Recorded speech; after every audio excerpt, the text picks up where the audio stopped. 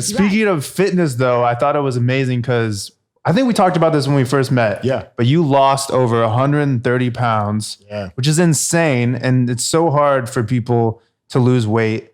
And even just to get out of that mindset of bad habits. Yeah. So how did you do that? Like, what was the switch for you where you were like, I need to make a big change in my life for my health? Because now we're sitting here and I mean, you're healthier than we are. We're sitting here being degenerates. Yeah, and what the fuck did you eat? Who's the degenerate? Nobody's a degenerate. I want to be a degenerate. I'm not a degenerate. Speak for yourself. I'm living my best life. I'm saying discipline's hard, man. Yo, discipline is very hard. No, so for me, I have been heavyweight my entire life. Like when I was like the chunky kid in first grade. Yeah. And then it got worse and worse and worse. And when I was 15, I was about 250 pounds. And 15 is when kids are like really loving and accepting and would never make fun of you. Right. And they love you so much. And they understand your life. Compassion, so much compassion. So that was really bad. And then it just got worse and worse. And when I was 29 years old, I had gotten up to 330 pounds. Wow. And it was exactly that. It was just like habits. It was just, I was raised by a single mother. Mm-hmm. A single Jewish mother, so she can hear everything we're saying right now, even in Florida. And she worked really hard. She was a hustler, so she didn't really have time to cook. So there was a lot of like takeout and pizza and whatever. And we would celebrate with food. If we were bored, we would eat. If we were sad, we would eat. It's just food. It was just the thing, right? It was the comfort. And I wasn't active at all. So like the weight just kept going up. And so it was in 2009 and I had tried stuff my entire life. I did Sugar Busters. I don't know if you know what Sugar Busters. I know Atkins. That's the far as I go back. It's kind of an Atkins. It's like a predates Atkins a little bit, or at least in the mainstream, and Weight Watchers and Jenny Craig. I did literally all those things. Even as a kid, like I was trying to do that stuff. My mom would try to motivate me with money, right? I'll give you extra cash if you lose weight and all this stuff. And everybody. That's a good mom. Yeah, really. Yeah. Good, just pay it off. She was trying. But the thing is, nobody in the family was really very healthy. Everybody was overweight for the most part, except for like my little cousins who I hated because they could eat whatever they wanted. Where did you grow up? Florida. Okay. Orlando. Yeah, Orlando, Florida. So 2009, 330 pounds. I had tried everything, and I people ask me like what was the wake up call? What was the thing that really turned it around for you? I had wake up calls my entire life. I mean, there were just. You just never listened. I never listened. That's exactly it. I never listened. Or I listened and I would try and then it wouldn't work and I would give up and then I'm like, screw it, I'm done.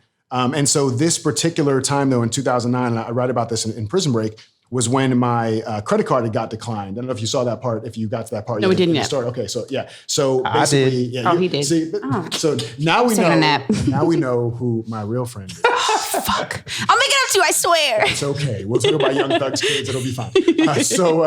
Sponsored by Young Thugs Kids. Hey.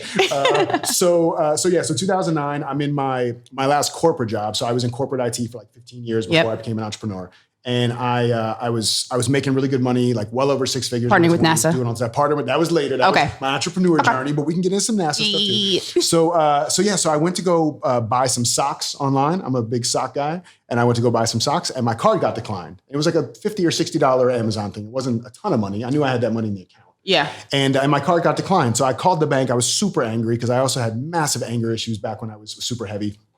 And I called the bank and I'm like yelling at them about my card being declined and what the hell's going on. And long story short, they essentially tell me my card had been suspended because there was some potentially fraudulent activity on the card. Oh God. And so I pressed them, what's this fraudulent activity? I'm assuming somebody like, staying at some big hotel or they spent all this money or whatever. And they said there were 4 fast food transactions in one day in my town.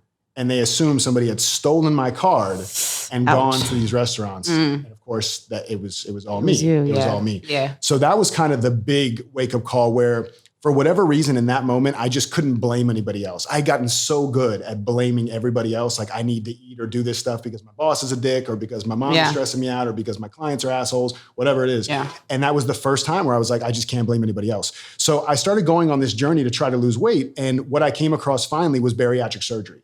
And this is something I didn't talk about in the beginning because people have so much judgment, not as much anymore, but there's still a stigma. Like gastric bypass? Yeah, so I did gastric sleeve. So it's not the same as gastric bypass, but it's in the same family. It's a weight loss surgery. And a lot of people think that's like the easy way out. And it's absolutely not. Like it's definitely an amazing tool to help. And the first 30 or 40 pounds after the surgery came off, pretty easily. Right. But the other 80, 90 pounds, like you really have to get on your game. You have to change your relationship with food and with movement and all this stuff. So it was a huge undertaking, literally and figuratively. to have to take the weight off and then keep it off. So it was 2011 that I had the surgery. Okay. So it's 9 years now since I had the surgery. Wow. You're looking good too. Thank Congratulations. you. Yeah, you look amazing, bro. Yeah. And Thank you, bro. I was listening to the first chapter of your book. Thanks for sending the audio, by the way. 'Cause Yeah. I love doing audiobooks. And I did not expect the fraudulent charges to be fast food. So you built it up very well in that way. I was like, okay.